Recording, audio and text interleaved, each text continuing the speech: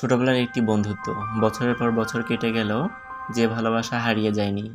কিন্তু যখন তারা আবার একে অপরের সামনে আসে, তখন একজন চিনতে পারলেও অন্যজন চিনতে পারে না। আর তখন সত্যটা প্রকাশ পায়, তখন হয়তো অনেক দেরি হয়ে গেছে। আজকের ভিডিওতে আমরা মণ্ডুবি নাটকের গল্প, যেখানে ভালোবাসার চেয়ে বড় হয়ে দাঁড়ায় ভাগ্য এবং সময়। আসসালামু আলাইকুম, স্বাগতম নাটক এক্সপ্লেনেশন বিডিতে। আজ আমরা আলোচনা করব মণ্ডুবি নাটকটি নিয়ে।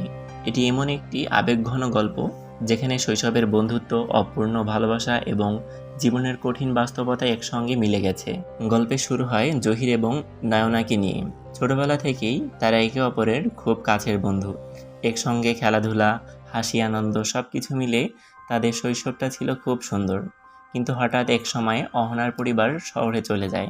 সে বিদায়ের পর তাদের যোগাযোগ পুরোপুরি বিচ্ছিন্ন হয়ে যায়। বছরের পর বছর কেটে যায়, জহির গ্রামের এই স্মৃতিগুলো কখনো ভুলতে পারে না।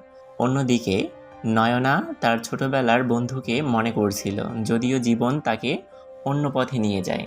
একদিন হঠাৎ একটি বাসে তাদের দেখা হয়। জহিরের একটি ছোটবেলার অভ্যাস ছিল, নয়নার চুলের ঘ্রাণ শুনেই সে বুঝতে পারত নয়না তার আশেপাশে।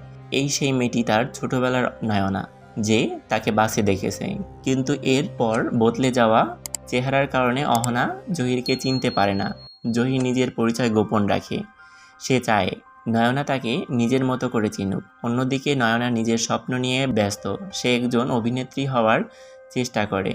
সেই লক্ষ্যে কঠোর পরিশ্রম করে। প্রতিনিয়ত বাসে তারা যাতায়াত করে এবং জহির এবং নয়নার প্রতিনিয়তর আলতো খুনসুটি এবং কথাবার্তা হতেই থাকে। এদিকে জহির একটি তেল কোম্পানিতে চাকরি করত, কিন্তু কোম্পানির ভেতরে বড় ধরনের প্রতারণা ঘটে। সে কারণে জহিরের জীবন আরও জটিল হয়ে যায়। চাকরি, দায়িত্ব আর সত্য প্রকাশের লড়াই সবকিছু একসঙ্গে সামলাতে হয় তাকে। নয়না এই সময়টাকে বারবার জহিরকে খুঁজতে থাকে। যদিও সে জহিরকে চিনত না, তবুও তার মনে হয় এই মানুষটি তার অনেক কাছের মানুষ এবং নয়না তাকে খুব বিশ্বাস করত।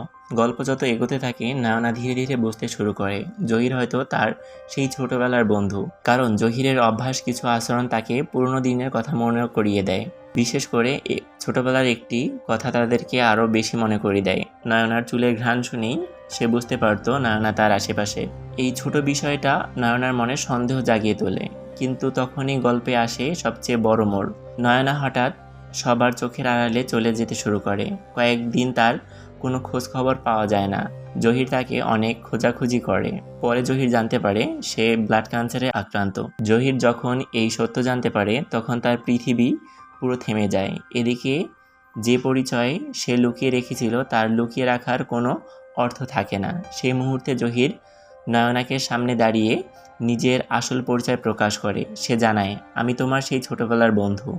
এই কথাটি শুনে নয়নার চোখে যে অনুভূতি ফুটে ওঠে, সেটাই এই গল্পের সবচেয়ে আবেগঘন মুহূর্ত।